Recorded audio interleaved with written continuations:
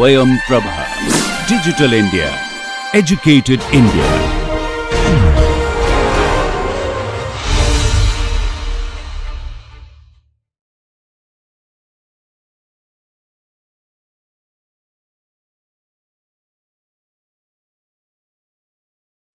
போன பாடத்தில் இந்த கணக்கை ஆரம்பித்திருந்தோம்.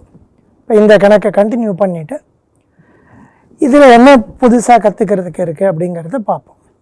அதாவது நம்ம 3 இனிஷியலைசேஷன், இட்ரேஷன், டெர்மினேஷன் அப்படிங்கிற 3 விஷயங்களை பார்த்து கொண்டிருந்தோம். இனிஷியலைசேஷன்னா ஆரம்பிப்பது, எப்படி ஆரம்பிக்கிறது டேபிளுங்கிறது. ஐட்ரேஷனுங்கிறது டேபிளில் வரும்போது ஏதான பிரச்சனைகள் வருமா அப்படின்னு பார்ப்பது.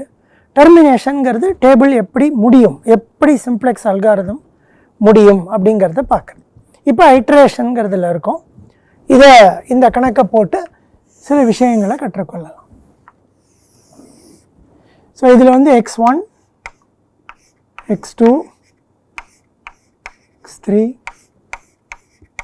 x4 என்று ஆரம்பித்து விட வேண்டும். இதில் இனிஷியலைசேஷனில் எந்த பிரச்சனையும் கிடையாது, ஏன்னா எல்லாம் less than or equal to என்கின்ற இன்இக்வாலிட்டி. ஆக x3, x4 ரெண்டையும் இதில் சேர்த்து ஈக்குவேஷனாக மாற்றி x3, x4 greater than or equal to 0 என்று போட்டு ஆரம்பிக்கலாம். ஸோ ஆரம்பிக்கும் போது 4x1, 7x2, 0, 0, x3, x4 இல் ஆரம்பித்து, ஸோ இது ரெண்டு 0, 0, x1 plus 3x2 plus x3 plus 0x4 is equal to 9. 4x1 plus 6x2, 0, 1, 18. இப்போ Cj minus Zj 4, 7, 0, 0, 0. இப்போ அதிக பாசிட்டிவ் நேர்மறையாக இருக்கிற Cj minus Zj உள்ளே வரும். ஸோ x2 அப்படிங்கிற வேரியபிள் உள்ளே வரும்.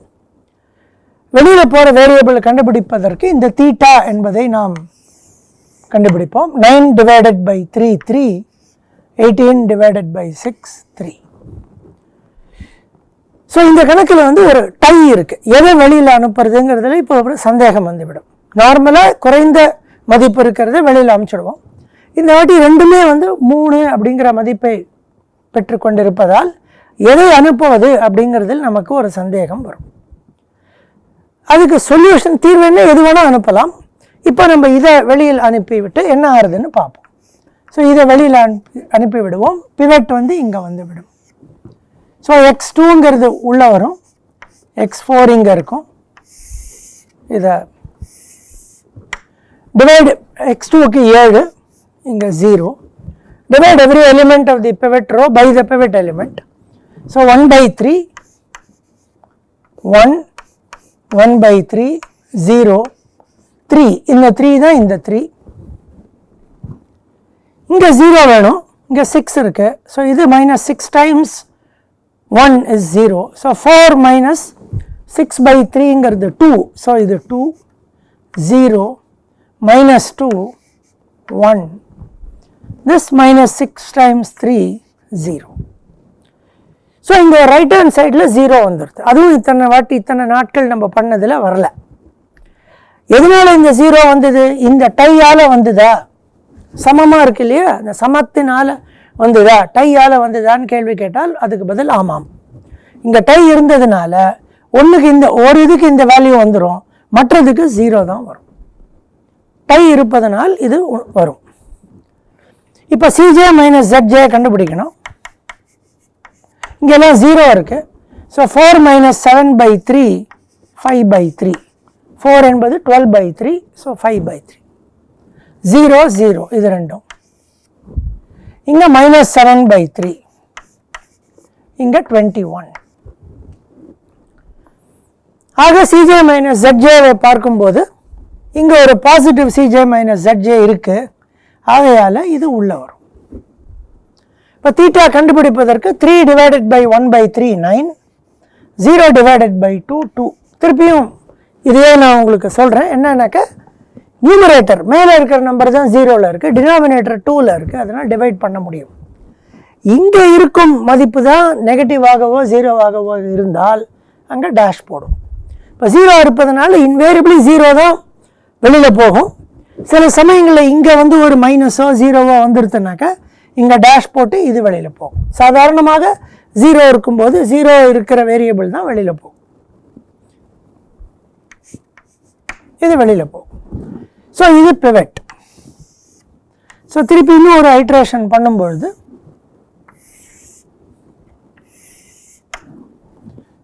x2 x1 வருது, x2 7, x1 4.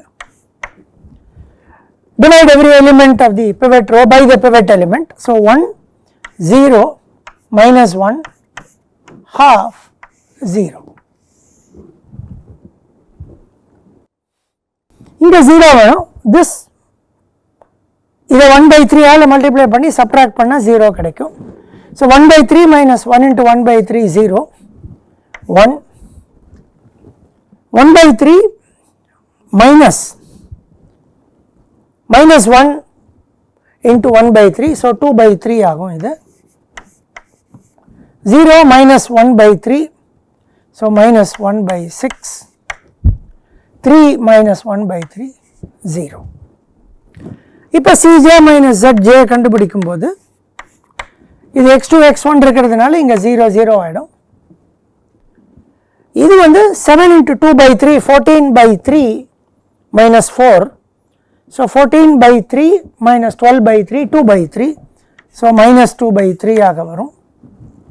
Minus 7/6 plus 2. So 2 minus 7/6. 2ங்கிறது 12/6. So 5/6 minus 5/6 ஆக வரும். இங்கே 21. Cj minus Zj பார்க்கும்போது ரெண்டு நெகட்டிவாக இருக்குது, அதனால் இது டெர்மினேட் ஆகிடும், முடிந்துவிடும். ஆக இந்த கணக்கு வந்து முடிந்துவிடும். சொல்யூஷன் என்னன்னு இங்கே பார்த்தீங்கன்னா x2 = 3, x1 = 0, 21. ஒன்றும் இல்லை, புதுசாக எதுவும் வரலையே அப்படின்னு யோசிச்சிங்கனாக்கா 2-3 சின்ன விஷயங்கள் இருக்குது. முதல்ல என்ன பண்ணினோம், இந்த இடத்துல வந்து டை வந்தது, சமமாக வந்துடுது ரெண்டு வேல்யூவும். ஆகையால் ஏதாவது ஒன்று வெளியில் அனுப்பிச்ச போது இங்கே 0 வந்தது, அது பிரச்சனை இல்லை. இப்போது கூர்ந்து இந்த டேபிளை கவனிச்சிங்கன்னாக்க இந்த இடத்துல சொல்யூஷன் 21, இங்கேயும் சொல்யூஷன் 21 தான். இது ஜாஸ்தி ஆகலை. ஏன் ஜாஸ்தி ஆகலை? இப்போ இங்கே 0லேருந்து ஏன் 21 ஆச்சுன்னாக்க இங்கே 7 உள்ளே வந்தது, 7 3 21 சேர்ந்தது. ஆனால் இங்கே 5/3 உள்ளே வந்தது, ஆனால் 0 தான் வெளியில் போச்சு. ஆக உங்களுக்கு வந்து 0 5/3 0 இருப்பதனால 0/2 0. ஸோ 0 இருப்பதனால உங்களுக்கு வந்து 21 அப்படியே 21 ஆச்சு. சொல்யூஷன் இம்ப்ரூவ் ஆகலை, அதாவது அப்ஜெக்டிவ் ஃபங்க்ஷனுடைய வேல்யூ, நோக்கத்தினுடைய வேல்யூ இம்ப்ரூவ் ஆகலை. அது விஷயம் இல்லை. விஷயம் என்னன்னாக்க இங்கேயும் வந்து அதே சொல்யூஷன் தான், x2 = 3. ஆனால் x4 இங்கே இருக்குது, இங்கே x1 இருக்குது. ஆனால் இங்கேயும் x1 0 தான், ஏன்னா x2ம் x4ம் பேசிக் அடிப்படையாக இருக்கும்போது x1 x3 வந்து அடிப்படையற்றதாக 0 மாறிடும். இங்கே x2 x1ல் x1 0வாக இருக்குது, x3 x4 ரெண்டுமே 0வாக தான் இருக்குது. ஆக அதே சொல்யூஷன் 2 தடவை வருது. ஆனால் இந்த இடத்துல வந்து x1 உள்ளே வருது அப்படின்னு காட்டி உள்ளே அனுப்புறது, இந்த இடத்துல வந்து அனுப்ப வேண்டிய அவசியம் இல்லை அப்படின்னு சொல்கிறது. ஆக ரொம்ப கூர்ந்து கவனித்தோன்னா ஒரு எக்ஸ்ட்ரா ஐட்ரேஷன் ஒன்று பண்ணியிருக்கோம். இதுலேருந்து இங்கேயே முடித்திருக்க வேண்டும். ஆனால் சிம்ப்ளெக்ஸ் மெத்தடால் இங்கே முடிந்து விட்டது அப்படின்னு சொல்ல முடியல. அதால் திருப்பி ஒரு ஐட்ரேஷன் பண்ணி அதே சொல்யூஷனை இங்கே கொண்டு வந்து வேறு விதத்தில் அதே சொல்யூஷனை கொண்டு வந்து, ஏன்னா இந்த அடிப்படை மாறிடுத்து. ஸோ வேறு விதத்தில் அதே சொல்யூஷனை கொண்டு வந்து அப்போ வந்து முடிஞ்சு போச்சு அப்படின்னு சொல்கிறது. இந்த எக்ஸ்ட்ரா ஐட்ரேஷன் ஒன்று பண்ணுறது இந்த கணக்கில். இந்த நடப்புக்கு, இந்த ஃபினாமினனுக்கு டீஜெனரசி என்று பெயர். டீஜெனரசி.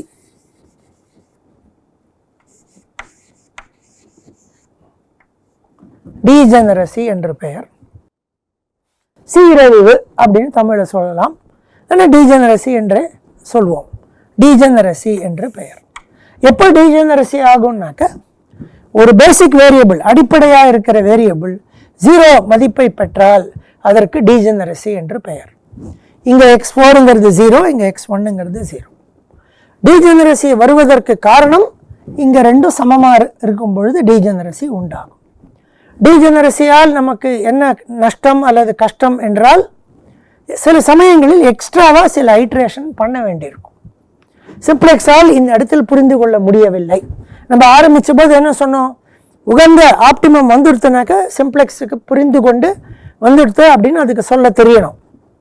இப்போ அதால் புரிந்து கொள்ள முடியவில்லை, இந்த இடத்துல வந்து விட்டது அப்படிங்கிறத அதால் புரிந்து கொள்ள முடியவில்லை. அது நினச்சிட்டு இருக்கு இதையும் உள்ள அனுப்பணும் அப்படின்ட்டு. இதை அனுப்பிச்சு ஒரு ஐட்ரேஷன் பண்ண உடனே வந்துடுது அப்படிங்கிறதை புரிந்து கொண்டது. எப்போ புரிந்து கொண்டது, இங்கெல்லாம் நெகட்டிவாக வந்த உடனே புரிந்து கொண்டு முடிந்து விட்டது. ஸோ ஆக இந்த டீஜெனரசிங்கிறதுடைய கஷ்டம் என்னென்னா, சில நேரங்களில் எக்ஸ்ட்ரா ஐட்ரேஷன்ஸ் நம்ம செய்வோம். அதுதான் ஒரு பிரச்சனையை வழி, வேறு பிரச்சனை இல்லை. இப்போ அதுக்கு ஏதாவது சொல்யூஷன் இருக்கா? அதாவது இந்த டையை மாற்றி ஏதானு போட்டு எடுத்தால் சீக்கிரமாக முடியுமா அப்படிங்கிற கேள்விகள் வந்தான்னா அதுக்கு ஆக்சுவலாக எந்த விதமான சொல்யூஷனும் கிடையாது. ஆர்பிட்ரரியாக தான் எடுத்துக்கொண்டு போக வேண்டும். அதில் ஒரு சின்ன இது இருக்குது, அதை மட்டும் நான் பின்னாடி சொல்கிறேன். அதை சாதாரணமாக என்ன பண்ணுவோன்னா, அந்த மாதிரி வரும்போது ஸ்மாலஸ்ட் சப்ஸ்கிரிப்ட் ரூல் அப்படின்னு ஒரு ரூல் இருக்குது, அதை யூஸ் பண்ணுவோம்.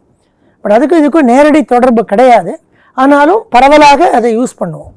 அதாவது ஸ்மாலஸ்ட் சப்ஸ்கிரிப்ட் ரூல் என்பது என்ன என்றால், இப்போ x3யும் அனுப்பலாம், x4யும் அனுப்பலாம். இந்த இடத்துல இதுக்கு தான் சின்ன சப்ஸ்கிரிப்ட், இது பெரிய சப்ஸ்கிரிப்ட், அதனால் x3 அனுப்பலாம். சாதாரணமாக எல்லோரும் ஃபாலோ பண்ணுறது ஸ்மாலஸ்ட் சப்ஸ்கிரிப்ட் ரூல் அப்படிங்கிறத ஃபாலோ பண்ணுறது. இந்த ஸ்மாலஸ்ட் சப்ஸ்கிரிப்ட் ரூல் டீஜெனரசியை குறைக்கும் அப்படின்லாம் சொல்ல முடியாது, ஆனால் அதை பரவலாக எல்லோரும் ஃபாலோ பண்ணுறதுனால நம்மளும் அதையே ஃபாலோ பண்ணலாம். அது சைக்கிளிங் அப்படிங்கிற வேற ஒரு ஃபினாமினனுக்காக அது கொண்டு வரப்பட்டது. அதிலிருந்து இங்கேயும் அது வந்துடுது. அதனால் நிறைய பேர் டை இருக்கும்போது ஸ்மாலஸ்ட் சப்ஸ்கிரிப்டே நம்ம ஃபாலோ பண்ணலாம் அப்படின்னு சொல்லி அதை ஃபாலோ பண்ணுறோம். அதை ஃபாலோ பண்ணினால் கூட ஒரு எக்ஸ்ட்ரா இது இந்த கணக்கில் வந்துடுது. அதால் புரிந்து கொள்ள முடியவில்லை. எதனால சிம்ப்ளெக்ஸால் புரிந்து கொள்ள முடியவில்லை, என்ன நடக்கிறது அப்படிங்கிறது இன்னும் கொஞ்சம் அக்கறையோடு பார்த்தோம்னாக்க இதுக்கு கிராஃப் வரைபடம் வரைஞ்சி பார்த்தா என்ன ஆறுதுன்னு பார்க்கலாம். ஸோ இதனுடைய வரைபடம் இப்படி இருக்கும்.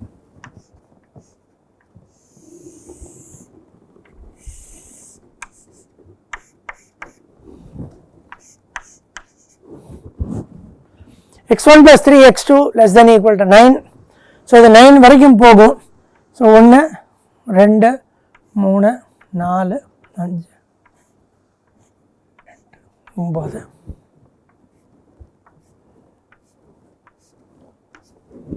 So x1 + 3x2 ≤ 9. ஸோ இது 9 இங்கே வரும், 3 இங்கே வரும். அது இந்த கோடை போட்டால் இப்படி வரும். அந்த கோடு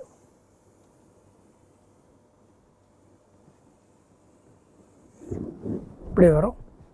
4x1 + 6x2 ≤ 18. 4 4.5ல் வரும். 2 4 இல்லை 1 2 3 4 இது 4.5 இல்லை, இது சரியாக வரையவில்லை. இந்த பாயிண்ட் இங்கே இருக்குது.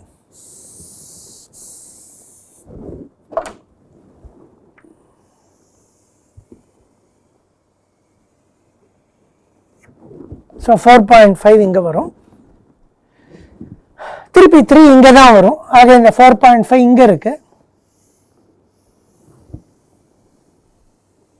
இப்படி வரும். ஸோ நமக்கு வேண்டிய ஏரியா இதுதான் ஏரியா நமக்கு வேணுங்கிறது. இரண்டுமே சாட்டிஸ்ஃபை ஆகிற ஏரியா. ஸோ கார்னர் பாயிண்ட்ஸ் ஓரப்புள்ளிகள் பார்த்தோம். இங்கே 0 0, இங்கே 4.50, இங்கே 0 3. சாதாரணமாக 2 கன்ஸ்ட்ரெயின்ட் வர்ற கணக்குகள் இருந்தான்னாக்கா 4 ஓரப்புள்ளிகள் வர்றதுக்கு சான்ஸ் இருக்கு. இதில் 3 ஓரப்புள்ளிகள் தான் வந்திருக்கு. எதனால் வந்திருக்குனாக்க, இந்த ஓரப்புள்ளியிலேயே 2 புள்ளிகள் இருக்கு. எப்போ ஒரு ஓரப்புள்ளி கிடைக்கும், ஒரு கார்னர் பாயிண்ட் எப்போ கிடைக்கும்னாக்கா 2 கன்ஸ்ட்ரெயின்ட், 2 கட்டுப்பாடு சேர்ற இடத்துல ஒரு கார்னர் பாயிண்ட் கிடைக்கும். உதாரணத்திற்கு இந்த இதுவும் எக்ஸ் ஆக்சிஸும் சேர்ற இடத்துல இது வரும், இதுவும் ஒய் ஆக்சிஸ் சேர்ற இடத்துல பார்த்தீங்கன்னா இங்கேயும் 3 வருது, இங்கேயும் 3 வருது. ஸோ 2 புள்ளி இங்கே வந்துடுது. இது 0 0 இங்கே இருக்கு. ஸோ ஒய் ஆக்சிஸ் சேரும் இடம் பார்த்தீங்கன்னா ரெண்டுமே வந்து ஒரே புள்ளி, ஒன்றுக்கு மேலே ஒன்று உக்காந்துக்கிறதுன்னு சொல்லலாம். ஆனால் 2 புள்ளி இங்கே வந்துடுது. 0 3, இது 0 0, இது 9/2 0. ஸோ இப்போ சிம்ப்ளெக்ஸ் என்ன பண்ணுறதுனாக்கா இந்த இதில் வந்து 0 0வில் ஆரம்பிக்கிறது, இந்த புள்ளிக்கு போகிறது. ஏன்னா இது பார்த்தீங்கன்னாக்கா x2 = 3, இதுதான் புள்ளி. 2 இருக்குது இதில். ஸோ முதல் புள்ளியில் போய் உக்காந்த உடனே அதால் புரிந்து கொள்ள முடியவில்லை. அடுத்த புள்ளி அதற்கு மேலேயே இருக்குது, அதுலேயே உக்காந்துருக்கு. அடுத்த அதிலிருந்து அதற்குள்ளேயே ஜம்ப் பண்ணி இந்த இடத்துக்கு வந்து இந்த இடத்தில் அது புரிந்து கொள்ளும். ஸோ டீஜெனரசி வந்து சில நேரங்களில் இந்த ஆக்சிஸ் எல்லாம் இன்டர்செக்ட் ஆகும்போது ஒரே புள்ளி திரும்பி வந்துடுதுனாக்க வர்றதுக்கு சான்ஸ் இருக்குது. அப்படி வரும்போது ஒரு வேரியபிள் 0 வேல்யூ எடுத்துக்கும். அது எக்ஸ் ஆக்சிஸோடையோ ஒய் ஆக்சிஸோடையோ ஒரு பாயிண்டில் உக்காந்து என்றால் அது வந்து இந்த மாதிரி வரும். ஆனால் இதுக்கு சொல்யூஷன் எதுவும் கிடையாது. படுகு பண்ணிகிட்டே போனானாக்கா முடிஞ்சிடும்.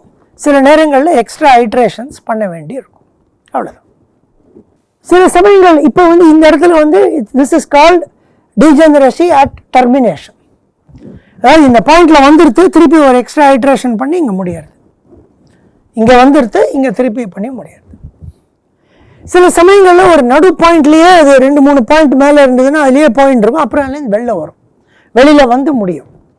எப்போ வெளியில் வரும்? இதை பார்க்கும்போது 0 இருக்கும் பட்சத்தில் எல்லாம் 0 தான் வெளில போயின்னு இருக்கும், அடுத்தது 0 தான் உள்ளே வந்துட்டுருக்கும். ஸோ எப்போ டீஜெனரசி விட்டு வெளியில் போகும்னாக்க இப்போ இந்த இடத்துல இந்த 0 போட்டோம் பாருங்கள், 0/2 இங்கே 0 போட்டோம். இது 2 இல்லாமல் இது -1 இருந்தால் இங்கே டேஷ் போட்டிருப்போம், இது வெளியில் போகும். அப்போ இன்னொரு கணக்கு வந்து டீஜெனரசிலேருந்து வெளில வரும். ஸோ எப்படி வேணால் அது ஆகலாம், அதில் ஒன்றும் விஷயங்கள் இல்லை. பட் இது வந்து சிம்ப்ளெக்ஸை பொறுத்த வரைக்கும் இது ஒரு சின்ன தடங்கள். சில நேரங்களில் சிம்ப்ளெக்ஸால் இதை வந்து புரிந்து கொள்ள முடியாது. அது திருப்பி எக்ஸ்ட்ரா ஐட்ரேஷன்ஸ் நம்மளை பண்ண வைக்கும். எப்போ பண்ண வைக்கும்னாக்க இந்த நிறைய இந்த ரைட் ஹேண்ட் சைடில் 0 வந்தாலோ டை இருந்தாலோ இந்த பிரச்சனை வரும். ஸோ நிறைய ஃபார்முலேஷன்ஸ் உருவாக்கங்களில் பண்ணும்போது சில சமயங்களில் ரைட் ஹேண்ட் சைடு வேல்யூ 0ல் வந்து நிற்கும். ஸோ ரைட் ஹேண்ட் சைடு 0ல் வந்து நிற்கும் போதெல்லாம் ப்ராப்ளம் வந்து டீஜெனரேட்டாக வரும். அப்போ சிம்ப்ளெக்ஸில் சால்வ் பண்ணும்போது நம்மளை அறியாமல் கொஞ்சம் எக்ஸ்ட்ரா ஐட்ரேஷன்ஸ் பண்ணும், அவ்வளோதான். இப்போ அடுத்தது கவனிப்போம். அடுத்தது வந்து டெர்மினேஷன் சம்பந்தப்பட்ட விஷயங்களை நாம் கவனிப்போம். இப்படி ஒரு கணக்கை எடுத்துக்கொள்வோம். மேக்ஸமைஸ் அதிகப்படுத்துதல் சப்ஜெக்ட் டு. நான் இது வரைக்கும் அதை எழுதலை, சாதாரணமாக சப்ஜெக்ட் டு அப்படின்னு ஆங்கிலத்தில் எழுதுவது வழக்கம். Subject to, SUBJE, subject to, subject to constrains அப்படி எழுதுவது வழக்கம். அது இங்கே எழுதியிருக்கேன், சப்ஜெக்ட் டுன்னு எழுதியிருக்கேன். இப்போ இந்த கணக்கை சால்வ் பண்ணி பார்க்கலாம், என்ன வருதுன்னு பார்க்கலாம். ஸோ இந்த கணக்குலேயும் நமக்கு எந்த பிரச்சனைகளும் கிடையாது. So x1, x2, x3, x4 என்று போட்டுக்கொள்வோம். 4x1 plus 3x2 0 0, x3 x4, 1 minus 1 1 0 6, 3 0 0 1 8. இது 0 0. இப்போ Cj minus Zj எழுதும்போது 4 3 0 0 0. வழக்கம் போல் மேக்ஸிமம் Cj minus Zj இருக்கிறது முதல்ல உள்ளே வரும், இது உள்ளே வரும். வெளியில் போகிறத கண்டுபிடிப்பதற்கு அந்த தீட்டாவை வைத்துக்கொண்டு 6 divided by 1 6, 8 divided by 3, 8 by 3. So 8 by 3ங்கிறது குறைந்தது. ஆக இது பிவட்டாக மாறிவிடும். x1 உள்ளே வரும், x3 இங்கே இருக்கும், x1 உள்ளே வரும். இது எப்படி? So x1 4, x3 0. So once again divide by the pivot element. 1 0 0 1 by 3 8 by 3. இங்கே நமக்கு 0 வேணும். So 1 minus 1 0 minus 1 minus 0 1 minus 1 by 3 6 minus 8 by 3 10 by 3. 6 என்பது 18 by 3. So 10 by 3. திருப்பி Cj minus Zj கண்டுபிடித்தால் இது ரெண்டும் 0 ஆகிடும். இது ரெண்டு 0 ஆன காரணம் x1 x3 வந்து பேசிக்காக இருக்குது, அடிப்படையாக இருப்பதால் ரெண்டும் 0 ஆகிடும். 0 into minus 1 plus 4 into 0 is 0. So 3. 0 into minus 1 by 3 plus 4 into 1 by 3 4 by 3 minus 4 by 3. இது வந்து 32 by 3. இப்போ Cj minus Zj பார்த்தால் இது பாசிட்டிவாக இருக்குது, இது உள்ளே வரும். வெளியில் போகிற வேரியபிளை கண்டுபிடிப்பதற்கு தீட்டா வேண்டும். 10 by 3 divided by இங்கே -1, அதனால டேஷ் பண்ண மாட்டோம். 8 by 3 divided by 0, ஆக திருப்பியும் டேஷ். ஆக தீட்டாவையே கண்டுபிடிக்க முடியவில்லை, ரெண்டு இடத்திலையும் வகுக்க முடியவில்லை. ஆகையால் என்ன செய்வது என்பது தெரியாமல் நம்ம நிற்கிறோம். இப்போ இந்த மாதிரி ஒரு சூழ்நிலை வரும்பொழுது சிம்ப்ளெக்ஸ் வில் டெர்மினேட், சிம்ப்ளெக்ஸ் முடிந்துவிடும். எப்படி முடியும்? சிம்ப்ளெக்ஸ் ஒன்றுமே சொல்லாது, ஆனால் முடிந்துவிடும். இப்போ இதான் சொல்யூஷனா? இல்லை. மறுபடியும் we are able to find a entering variable. உள்ள வர்ற வேரியபிளால் கண்டுபிடிக்க முடிகிறது. பாசிட்டிவ் இருக்கு, இது உள்ள வரும். ஆனால் லீவிங் வேரியபிள் கண்டுபிடிக்க முடியவில்லை, வெளியில் போகிற வேரியபிளை கண்டுபிடிக்க முடியவில்லை. ஏனென்றால் ரெண்டு இடத்துலையுமே இந்த டேஷ் வந்து விட்டது. ஏதாவது ஒரு வேல்யூ இருந்தால் தான் கண்டுபிடிக்க முடியும், வேல்யூவே இல்லை. ஆகவே சிம்ப்ளெக்ஸ் வில் டெர்மினேட். ஸோ இந்த மாதிரி இருக்கும்போது the problem is called unbounded. கொடுக்கப்பட்ட கணக்கு unbounded, எல்லையற்றது.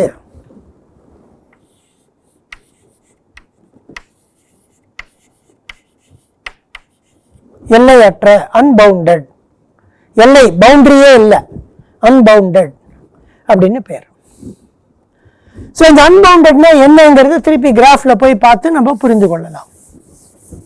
ஸோ திருப்பி கிராஃபில் போடும்போது எப்படி வருதுன்னு பார்க்கலாம்.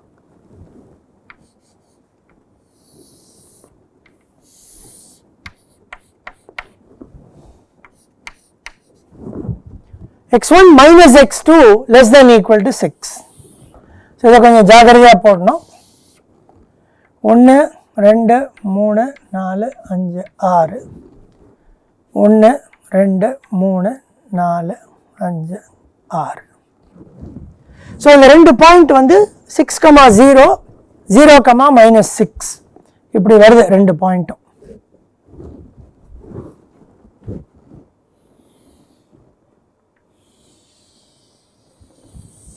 இப்படி வருது. இங்கே 0,0 இங்கே இருக்கு. ஆக நமக்கு தேவைப்பட்ட ரீஜன் வந்து இதுதான்.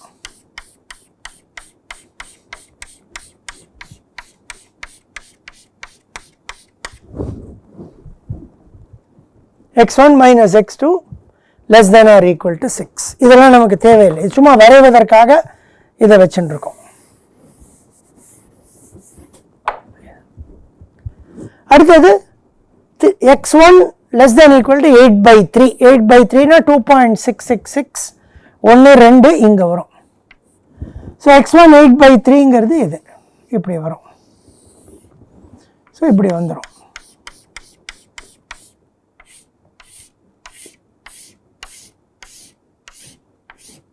இதான் நமக்கு வேணுங்கிறது.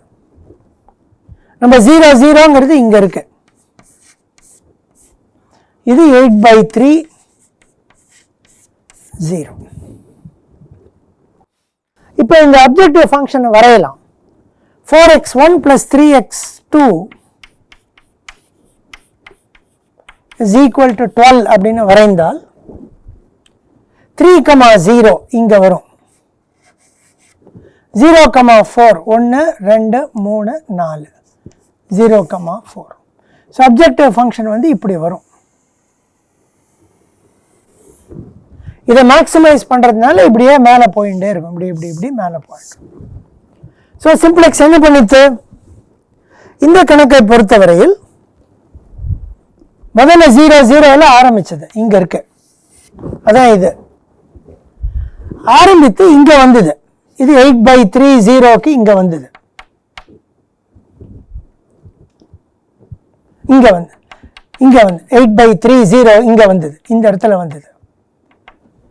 8/3 0 வந்ததுக்கு அப்புறமா அடுத்த பாயிண்ட்டுக்கு இப்படி மேலே போக பார்க்குது.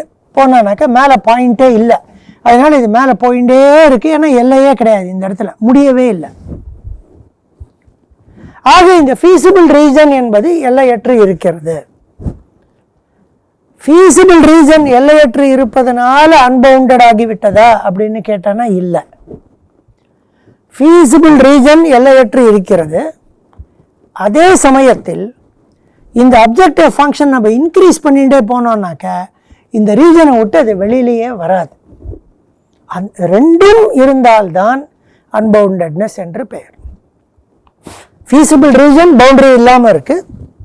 அதே நேரத்தில் the direction of the objective function is moving in this direction. Therefore it is unbounded. ஒரு உதாரணத்துக்காக இதே கணக்கு வந்து மினிமைஸ் 4x1 plus 3x2 ஆக இருந்தால் அப்போ டைரக்ஷன் வந்து இப்படி வந்துடும். ஸோ ஆட்டோமேட்டிக்காக 0 0ங்கிறது உகந்த தீர்வையாக மாறிவிடும். இந்த கணக்கை பொறுத்த வரைக்கும் 0 0 என்பது உகந்த தீர்வையாக மாறிவிடும். எப்போ மினிமைசேஷனாக இருந்தால். அப்பவும் வந்து இது பவுண்டரி எல்லையற்று தான் இருக்கு. ஆனால் இதனுடைய டைரக்ஷன் வந்து இப்படி போயின்னு இருக்கு. ஸோ எப்போ அன்பவுண்டட் அப்படின்னு சொல்லுவோம் என்றால் இந்த வார்த்தையை யூஸ் பண்ணும். அன்பவுண்டட் அப்படின்னு யூஸ் பண்ணணும்னாக்க 2 விஷயங்கள் இருக்கணும். ஒன்று இந்த feasible ரீஜன் பவுண்டரி இல்லாமல் இருக்கு. இரண்டாவது direction of movement of the objective function is towards that. அந்த எல்லையற்ற அதை நோக்கி போயின்னு இருக்கு. இந்த இது மேக்ஸிமைஸ் பண்ண மேலே போயின்னு இருக்கு. ஆக அதை விட்டு வெளியிலேயே வராது. அதனால the problem is unbounded. Problem is unbounded. Solution is unbounded னு சொல்லக்கூடாது. Simplex indicates unboundedness. The linear programming problem is unbounded. கொடுக்கப்பட்ட கணக்கு unbounded, எல்லையற்ற கணக்கு. ஆக இந்த எல்லையற்ற சிச்சுவேஷன் வந்ததுனாக்க இதுதான் வரும். There is an entering variable with a strictly positive Cj minus Zj. Plus இருக்கு. அதனால அது உள்ள வந்தாகணும். Strictly positive Cj minus Zj, it comes inside. But we are not able to find a leaving variable. அப்போ it is called unboundedness. இது வந்து ஒரு termination condition. So simplex will terminate giving an optimum solution or by giving indicating unboundedness.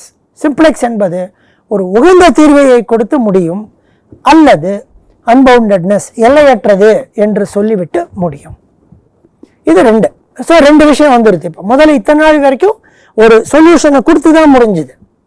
இப்போ இதான் சொல்யூஷனான்னு கேட்டிங்கன்னா இது solution இல்லை. இது வந்து இந்த இடத்துல உட்காந்துருக்கு. அதுக்கப்புறமா மேலே போக ட்ரை பண்ணுறது போக முடியல. அதனால தான் எல்லையற்றதுன்னு சொல்லி. ஸோ இதை சொல்யூஷனாக காட்டக்கூடாது. Problem is unbounded. கணக்கு கொடுத்த கணக்கு எல்லையற்றது அப்படின்னு சொல்லி முடிச்சிடும்.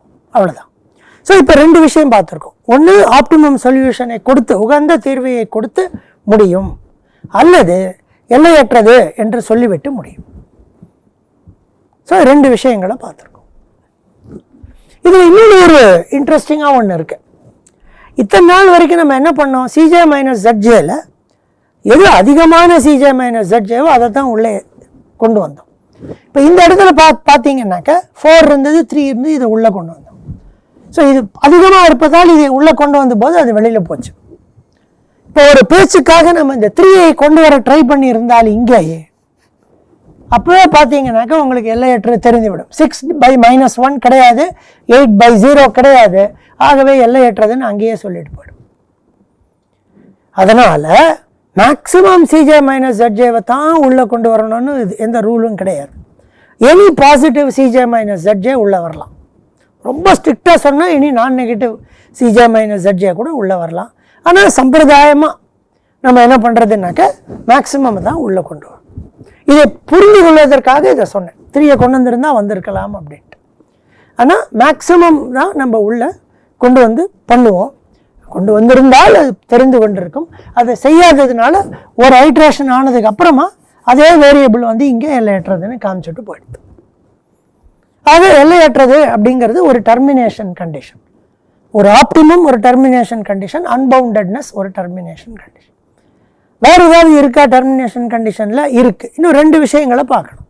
அது 2ஐயும் பார்க்கலாம். இப்போ திருப்பி இந்த கணக்கு எடுத்து போடலாம். இந்த கணக்கில் வந்து நமக்கு எந்த விதமான இனிஷியலைசேஷன் பிரச்சனைகளும் கிடையாது.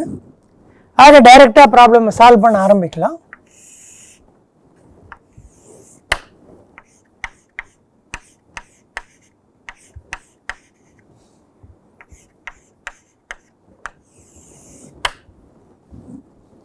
(2x1 + 3x2 0 0 x3 x4 4x1 + 6x2 30 3x1 x2 8 Cj minus Zj 0 0.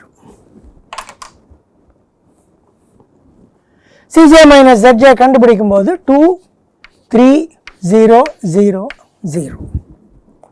வழக்கம் போல ஜாஸ்தி மேக்ஸிமம் Cj minus Zj உள்ளே வரும். ஸோ இதை உள்ளே வரும். வெளியில் வருவதற்கு 30 divided by 6 5, 8 divided by 1 8. இது வெளியில் போகும். இது பிவட். ஸோ x2 உள்ளே வரும், x4 அப்படியே இருக்கும். x2ங்கிறது 3, இது 0. Divide every element of the pivot row by the pivot element. So 4/6, 2/3, 1, 1/6, 0, 5. இங்கே 0 வரணும். 1 minus 1 0. So 3 minus 2/3, 7/3. 1 minus 1 0. 0 minus 1/6 minus 1/6. 1 minus 0 1. 8 minus 5 3. Cj minus Zj இங்கே 0ல இருக்கு. So 2 minus 2 0. 3 into 2/3ங்கிறது 2. 2 minus 2 0. இங்கே 0, இங்கே 0. இங்கே 3/6 1/2. So minus 1/2 15. Cj minus Zj வந்து 0 இல்லை negative தான் இருக்கு. ஸோ டெர்மினேட் ஆகிடும். சிம்ப்ளெக்ஸ் முடிந்து விடும். சொல்யூஷன் கொடுத்துரும். உகந்த தீர்வை வந்து x2 = 5, x4 = 3, வேல்யூ 15. எந்த பிரச்சனையும் இல்லை. ஆக எதற்காக இந்த கணக்கை போட்டோம்? எதை கற்றுக்கொள்வதற்காக இந்த கணக்கை போட்டோம்னாக்க, இதை கூர்ந்து கவனித்தீர்கள் என்றால் x2 x4 இது ரெண்டும் அடிப்படை பேசிக். ஸோ ஆக இங்கே 0 வரும், இங்கே 0 வரும். அந்த மீதி 2 நான் பேசிக் இருக்கு பாருங்க, அது எப்பவுமே நெகட்டிவ்ல தான் முடியும். ஆனால் இதில் வந்து 0வில் 1 முடிந்து விட்டது. பாசிட்டிவாக எதுவும் இல்லை. ஆனால் ஒரு நான் பேசிக் வேரியபிள், ஒரு அடிப்படையற்ற வேரியபிள் ஆனது நெகட்டிவை எடுத்துக்கொள்ளாமல் 0வை எடுத்துக்கொள்கிறது. அப்போ அந்த 0வை நம்ம உள்ள கொண்டு வரணுமா, கொண்டு வர வேண்டாமா அப்படின்னு ஒரு கேள்வி வரும். இத்தனை நாட்கள் வந்து பாசிட்டிவாக இருந்தால் தான் உள்ளே கொண்டு வரணும்னு நம்ம பார்த்தோம். நெகட்டிவாக இருந்தால் கொண்டு வர மாட்டோம். 0வாக இருந்தால் என்ன செய்வது அப்படின்னு ஒரு கேள்வி நமக்கு வருது. சரி என்னதான் ஆறுதுன்னு பார்க்கலாம் அப்படின்னு சொல்லிட்டு இந்த ஜீரோவை உள்ள கொண்டு வரலாம். கொண்டு வரும்போது 5 divided by 2 by 3, 15 by 2, 3 divided by 7 by 3, 9 by 7. ஆக இது வெளியில போகும். இது pivot. இப்போ திருப்பி ஒரு ஐட்ரேஷன் பண்ணுவோம்.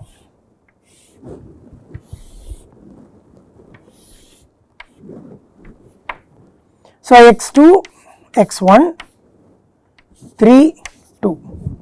Divide by the pivot 1, 0. இது வந்து 14 by 6 என்று எடுத்துக்கொண்டு minus 1 by 14, 3 by 7, 9 by 7. அதே வேல்யூ. இங்க 0 வரணும். So this minus 2 by 3 times 1 is 0. So 0, 1. இது வச்சுக்கு 2 by 3 times this minus பண்றோம். So 1 by 6 plus 2 by 42. So 1 by 6 plus 1 by 21 or 2 by 42. So 9 by 42, 3 by 14. So 1 by 6 plus 2 by 42. 1 by 6 என்பது 7 by 42. So 9 by 42, 3 by 14. So this minus 2 by 3 times 1 minus 2 by 7. This minus 2 by 3. So 5 minus 18 by 21. 5 minus 6 by 7. 29 by 7. 5 minus 6 by 7, 29 by 7. Cj minus Zj is 0, 0. இது பாருங்க 9 by 14 minus 2 by 14, 7 by 14 which is half, so minus half. Minus 6 by 7 plus 6 by 7, 0, 0 minus 0, 0. 29 into 3, 87 plus 18, 87 plus 18, 105 by 7, 15. So இப்போ வந்து எந்த positive Cj minus Zjவும் இல்லை, ஆகவே terminate ஆயிடலாம். அதே 15 தான் வந்திருக்கு. அது காரணம் என்னன்னா இங்க 0னால 0, 9 by 7, so 15 தான் வரும். திருப்பியும் ஒரு நான் பேசிக் வேரியபிள் 0ல உட்காந்துருக்கு. இது நான் பேசிக் வேரியபிள், இது 0ல உட்காந்துருக்கு. இதை உள்ள கொண்டு வரலாமா என்ற சந்தேகம் வந்து சரி என்னதான் ஆறுது பார்க்கலாம் அப்படின்னு இதை உள்ள கொண்டு வந்தால் இது வராது, இது வெளியில போகும். அப்ப என்ன ஆகும்? x2 x4 வரும். x2 x4 வந்தோடனே இங்க இருக்கு பாருங்க x2 x4 அதே திரும்பி வரும். ஸோ அதனால இப்படி திரும்பி திரும்பி வந்துடும். இதை புரிந்து கொள்ள வேண்டும். இதை புரிந்து கொள்வதற்கு ஒண்ணு, இப்போ இதுக்கு சொல்யூஷன் இருக்கா இல்லையா? சொல்யூஷன் இருக்கு. எப்படி இருக்கு? ஏன்னா பாசிட்டிவ் Cj minus Zj கிடையாது, நெகட்டிவோ 0வா தான் இருக்கு. அதனால உகந்த தேர்வை உண்டு. அப்ப இது ஆப்டிமமா இது ஆப்டிமமான? ரெண்டும் ஆப்டிமம். ரெண்டுக்கும் அதே 15 தான் வருது, ரெண்டும் ஆப்டிமம். இதையும் கொடுக்கலாம், இதையும் கொடுக்கலாம். இப்போ அந்த வரைபடத்தை பார்த்து எதனால இது உண்டாருதுங்கிறத பார்த்துட்டு திரும்பி இதுக்கே வருவோம். ஸோ வரைபடம் போட்டோம்னாக்கா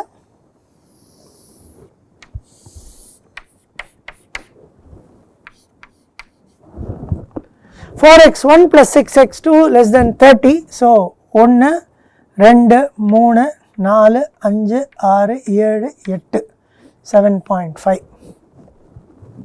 6x2 வந்து 5. 1, 2, 3, 4, 5, 5. ஸோ முதல் பாயிண்ட் வந்து இப்படி வரும்.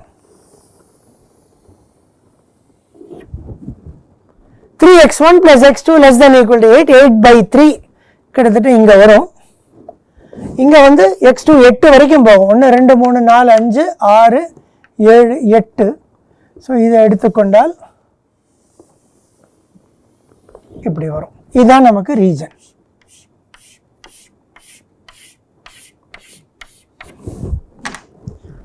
இந்த பாயிண்ட் வந்து 0 0, இந்த பாயிண்ட் வந்து 8/3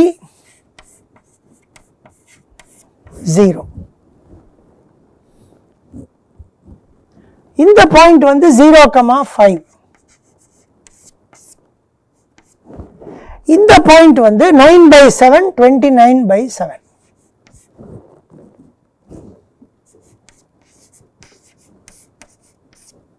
இந்த பாயிண்ட்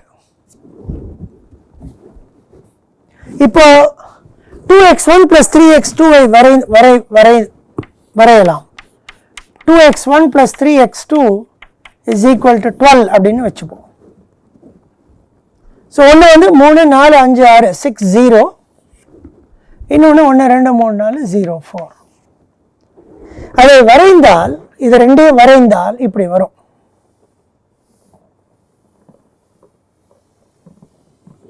என்று இப்படி வரும். நான் ரொம்ப அழகாக வரையலை, இது கொஞ்சம் கேப்பாக இருக்குது. ஆனால் நீங்கள் கேர்ஃபுல்லாக பார்த்தீங்கன்னாக்க இதை வரைந்து இதை மேக்ஸிமைஸ் பண்ண இது இப்படி எடுத்துக்கொண்டு போனால், இது இப்படியே நகர்த்தி நகர்த்தி கொண்டு போனால் இது கரெக்டாக அப்படியே இந்த லைனோட ஒட்டி கொண்டு அதுக்கப்புறமா வெளியில் போகும். இதை வேறு கலரில் காமிக்கிறேன். இந்த இந்த இந்த இந்த இது ஆனது அப்படியே இந்த லைனோட ஒட்டி கொண்டு அப்படி வெளியில் போகும். ஸோ இது நாள் வரைக்கும் என்ன பண்ணோம், வெளியில் போகும்போது ஒரு ஒரு கார்னர் பாயிண்ட்டை டச் பண்ணிட்டு தான் வெளில போயின்றது. இப்போ 2 கார்னர் பாயிண்ட்டையும் டச் பண்ணிட்டு வெளில போகிறது, அப்படியே அந்த லைனோட போகிறது. பேரலாக இருக்குது, இது ரெண்டும் இணைக்கோடுகளாக வந்து விட்டன. அது உங்களுக்கு இங்கே பார்த்தா தெரியும் பாருங்க, இது 2 3, இது 4 6. அனலிட்டிக்கல் ஜாமெட்ரியில் பார்த்தீங்கன்னாக்க y = mx + cன்னு எழுதினோன்னாக்க m தான் ஸ்லோப். ஸ்லோப் வந்து y/x வரும் இல்லையா. ஸோ y/x போட்டிங்கன்னா 3/2, இங்கேயும் 3/2. ஸோ ரெண்டுக்கும் ஒரே ஸ்லோப், இந்த அப்ஜெக்டிவ் ஃபங்க்ஷன் லைனுக்கும் இந்த கன்ஸ்ட்ரெயின்ட்டுக்கும் ஒரே ஸ்லோப் இருக்குது.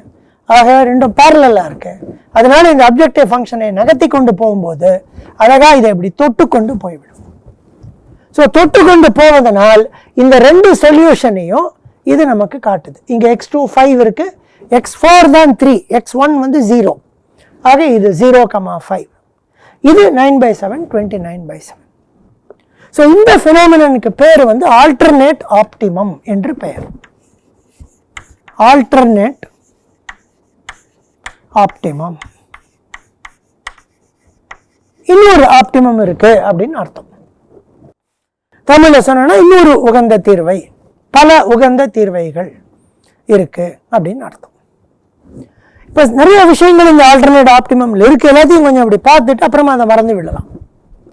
பார்க்கறது என்னன்னா, இது ஆப்டிமம், இதுக்கும் வேல்யூ 15, இதுக்கும் வேல்யூ 15. அப்போ இது ஆப்டிமமா, இந்த புள்ளி ஆப்டிமமா, இந்த புள்ளியும் ஆப்டிமம். ஏன்னா அதுக்கும் அப்ஜெக்டிவ் ஃபங்க்ஷன் வேல்யூ 15 தான். இதை சிம்பிளெக்ஸ் காட்டுமா? காட்டாது. ஏன்னா இது ஓரப்புள்ளி அல்ல. சிம்பிளெக்ஸ் ஓரப்புள்ளிகளை தான் காட்டும். அதனால இந்த 2 ஓரப்புள்ளிகளையும் காட்டி அதை நமக்கு திருப்பி திருப்பி அதை காட்டிக்கொண்டே இருக்கும். அதோட அர்த்தம் என்னன்னாக்கா, அந்த 2 ஓரப்புள்ளிகளை எடுத்துக்கொண்டு அதில் ஒரு லைன் வரைஞ்சா அதில் இருக்கிற எல்லா புள்ளிகளுமே ஆப்டிமம் அப்படின்னு அர்த்தம். ஸோ ஆப்டிமம் டெஃபினிஷனே வேறு மாதிரி. இத்தனை நாள் என்ன பண்ணோம், கார்னர் பாயிண்ட் தான் ஆப்டிமம்னு சொன்னோம். இப்போ வந்து any feasible solution which has the same objective function value as a corner point optimum solution is optimum அப்படின்னு சொல்வது. அதாவது எந்த ஒரு சாத்தியமான சொல்யூஷனும் கார்னர் பாயிண்டாக இருந்து ஆப்டிமமாக இருக்கிற சொல்யூஷனுக்கு இந்த 15 கிடைக்கிறது பாருங்க, அது கொடுத்தால் அது ஆப்டிமமாக மாறிவிடும். எனி feasible solution with 15 இந்த ப்ராப்ளத்துக்கு இட் இஸ் ஆப்டிமம். ஸோ இதெல்லாம் இந்த ஆல்டர்னேட் ஆப்டிமம்னு வருது.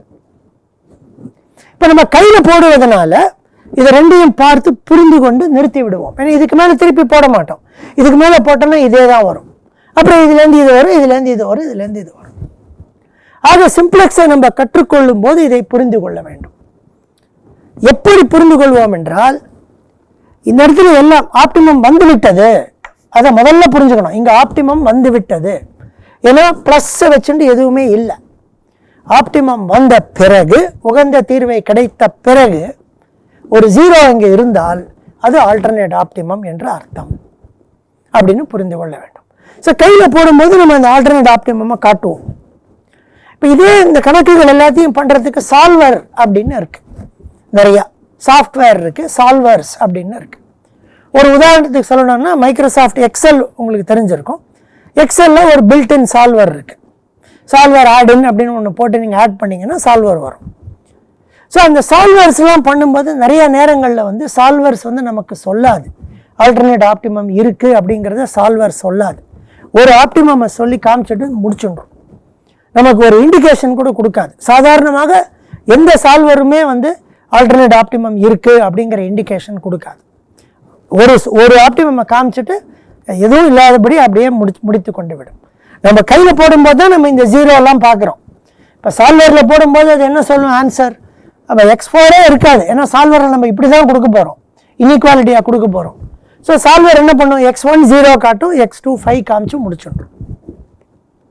இல்லை இது இந்த சொல்யூஷனை கொடுத்து முடிச்சிடும். ஏதாவது ஒரு கார்னர் பாயிண்ட்டை கொடுத்து சால்வர் வந்து முடித்து கொண்டு விடும். ஆல்டர்னேட் ஆப்டிமம்னு சொல்லவே சொல்லாது சால்வர். அதனால ஆல்டர்னேட் ஆப்டிமம் பற்றி ரொம்ப கவலைப்பட வேண்டாம். ஆனால் அது என்னங்கிறத நம்ம தெரிஞ்சுனாகணும். எப்படி தெரிஞ்சுக்கிறோன்னா இந்த மாதிரி சிம்ப்ளெக்ஸ் வந்து இப்படி காட்டும் அப்படின்னு சொல்லுவோம். இப்போ இது ஒரு டெர்மினேஷன் கண்டிஷனா அப்படின்னு கேட்டிங்கன்னா ஆமாம்னு சொல்லலாம், இல்லைன்னு சொல்லலாம். இல்லைன்னு சொல்லிட்டு போயிட்டே இருக்கலாம். ஏன்னா இங்கேயே முடிஞ்சு போச்சு, எதுக்கு ஆல்டர்னேட் மண்டையெல்லாம் உடச்சிக்க வேண்டாம். இங்கே ஆன்சர் முடிஞ்சு போச்சு, ஆன்சர் வந்து x2 = 5 முடிஞ்சு போச்சுன்னா முடிஞ்சு போச்சு. இல்லை இங்கே ஒரு 0 வருது, அது என்ன பார்க்கலாம் அப்படின்னு நம்ம எடுத்துட்டு போனால்தான் இந்த குழப்பங்கள் உண்டாகும். இப்போ நம்ம சாதாரணமாக பரீட்சை எழுதுகிற சமயங்களில் இந்த மாதிரி கணக்குகளில் வந்து பரீட்சையில் இந்த மாதிரி கணக்குகள் கேட்பதுண்டு. ஸோ இந்த மாதிரி சின்ன கணக்குகள் பரீட்சையில் நம்ம எழுதும்போது இதை நம்ம கவனித்து ஆல்டர்னேட் ஆப்டிமம் என்று நம்ம சொல்லணும். இந்த இடத்துல பரீட்சை நீங்கள் எழுதினீங்கன்னாக்க. ஆனால் இதையே வந்து ப்ராக்டிக்கலாக ஒரு ப்ராப்ளமை சால்வ் பண்ணுறோம், அதில் இவ்வளோ சின்னதாக அந்த ப்ராப்ளம் இருக்கவே இருக்காது, பெருசாக இருக்கும், நிறையா வேரியபிள்ஸ் இருக்கும், நிறையா கன்ஸ்ட்ரெயின்ட் இருக்கும், கையில் போட முடியாது. ஸோ சால்வர் மூலமாக தான் போட முடியும். ஸோ சால்வர் மூலமாக நீங்கள் சால்வ் பண்ணும்போது அது ஆல்டர்னேட் ஆப்டிமம்னு காட்டாது. ஆக அதை பற்றி நமக்கு ஒன்றும் தெரியாது, நம்ம அதை விட்டு விடலாம்.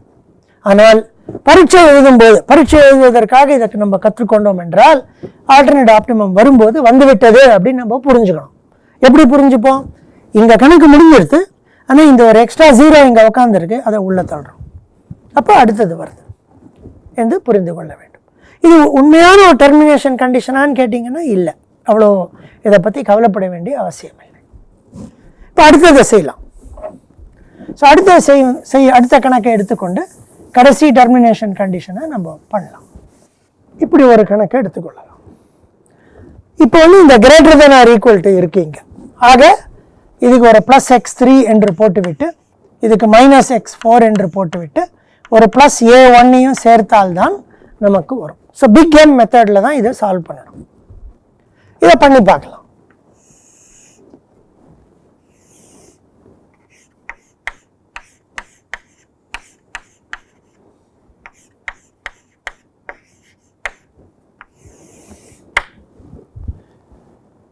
(2x1 3x2 0 0 -m). ஏன்னா மேக்ஸிமைசேஷன் பண்ணுறோம், அதனால் அதுக்கு -m என்று போட வேண்டும். ஸோ ஆரம்பிப்பது x3 a1 இதில் ஆரம்பிப்போம். So x3 0 a1 -m. So 4x1 + 6x2 1 0 0 10 3x1 + x2 0 -1 1 12 cj - zj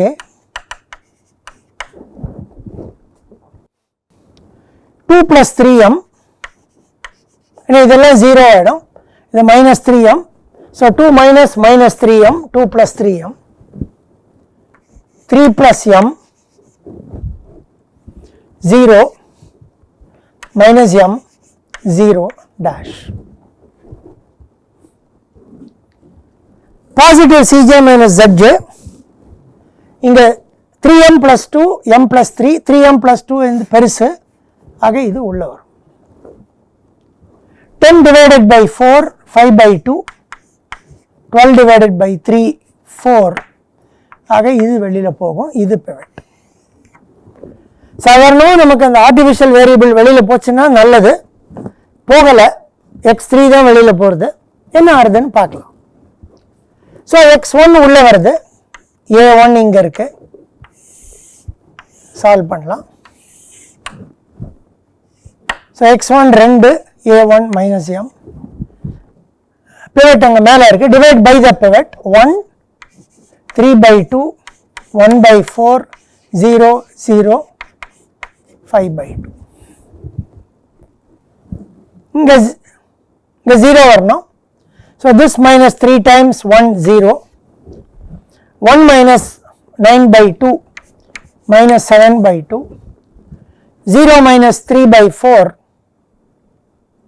minus 3/4, minus 1 plus minus 1, 1, 12 minus 15/2, 9/2, 12ங்கிறது 24/2 minus 15/2, 9/2. Cj minus Zj 0, 0. இப்போ கொஞ்சம் ஜாகிரதையாக பண்ணணும். 7/2m, ஸோ மைனஸில் வந்து minus 7m/2, 3 minus 3, 0, so minus 7m/2. இங்கே வந்து plus 3m/4, so minus 3m/4, இங்கே 2/4, so minus half, இங்கே minus m, இங்கே dash. ஆக Cj மைனஸ் Zj எல்லாம் பார்த்தோம்னா எல்லாமே நெகட்டிவ் ஆகிடுது, நெகட்டிவ் நெகட்டிவ் நெகட்டிவ். ஸோ கணக்கு முடிஞ்சு போச்சு. கணக்கோட சொல்யூஷன் என்ன? x1 ஈக்குவல் டு 5/2, ஆனால் a1 ஈக்குவல் டு 9/2. இந்த a1 equal to 9/2 artificial variable கணக்கை விட்டு வெளியே போகவில்லை. முடியும் போது ஆர்டிஃபிஷியல் வேரியபிள் உட்காந்துருக்கு. நம்ம இதுக்கு முன்னாடி பார்த்த பிக் கேமில் வந்து ஆர்டிஃபிஷியல் வேரியபிள் வெளியில் போயிடுது அழகாக. ஆக நம்ம என்ன சொன்னோம்? ஆர்டிஃபிஷியல் வேரியபிள் சொல்யூஷனில் இல்லாததுனால இதுதான் கொடுக்கப்பட்ட கணக்குக்கு அதுதான் தீர்வைன்னு சொன்னோம். இப்போ நம்ம அதை சொல்ல முடியாது, ஏன்னா இது உட்காந்துருக்கு. இதை நாமளா ஆட் பண்ணது இந்த a1. ஆக இந்த தீர்வை வந்து இந்த ஒரிஜினல் கணக்கு இருக்கு பாருங்க, greater then equal to 12, 3x1 plus x2 12 அப்படிங்கிற கணக்குக்கு அது தீர்வை ஆகாது. ஸோ ஆக என்ன நடக்கிறதுங்கிறத நம்ம இப்போ தெரிஞ்சுக்கணும். ஸோ என்ன நடக்கிறதுங்கிறது தெரிந்து கொள்வதற்கு திருப்பி நம்ம வந்து கிராஃபில் போடுவோம். ஆனால் இந்த a1 பற்றி கவலைப்படாமல் கிராஃபை வரைஞ்சி என்ன ஆறுதுன்னு பார்ப்போம். ஸோ வரைபடத்தை வரையும் பொழுது x1 x2 இங்கே வந்துவிடும். 4x1 plus 6x2 less than or equal to 10. So 1, 2, 3, 4, 5, 6. 4x1 plus 10/4, 5/2 இங்கே இருக்கு, 2.5. 6x2 less than equal to 10. So 1, 2, 3, 4, 10/6 கிட்டத்தட்ட இங்கே இருக்கு. இது 1, இது 2. ஸோ 10/6க்கும் இதுக்கும் போட்டால் நமக்கு வர்றது வந்து இப்படி வருது. முதல் ரீஜன் வந்து இப்படி இருக்கு. 3x1 plus x2 greater than equal to 12. 1, 2, 3, 4 இங்கே இருக்கு. 12 வந்து எங்கேயோ வெளியில் இருக்கு. 1, 2, 3, 4, 5, 6, 7 எங்கேயோ மேலே இருக்கு. ஸோ அதை போட்டோன்னா இப்படி வரும். இப்படி வந்து ரீஜன் வந்து இப்படி வந்துடும்.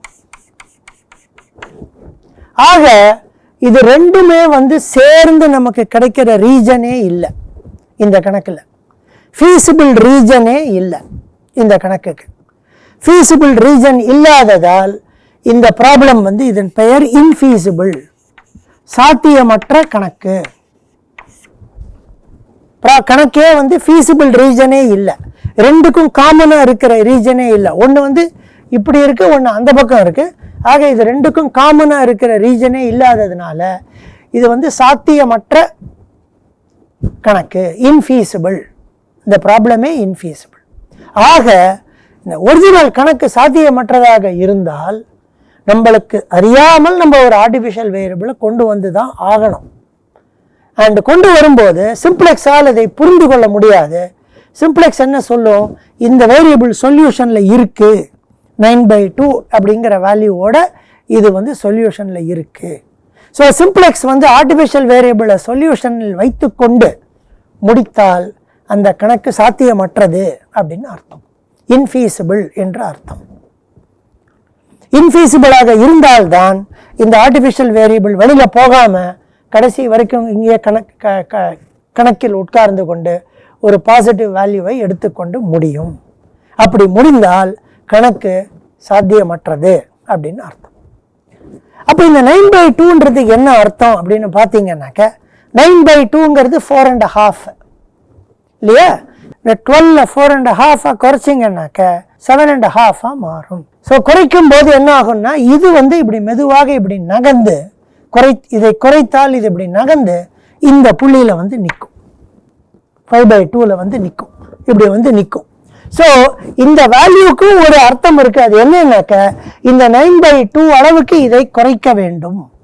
குறைத்தால் நமக்கு ஒரு சாத்தியமான ஒரு ஆன்சர் கிடைக்கும் அப்படிங்கிறத நமக்கு சொல்லிட்டு முடிக்கிறது நம்ம கையில் போடும்போது.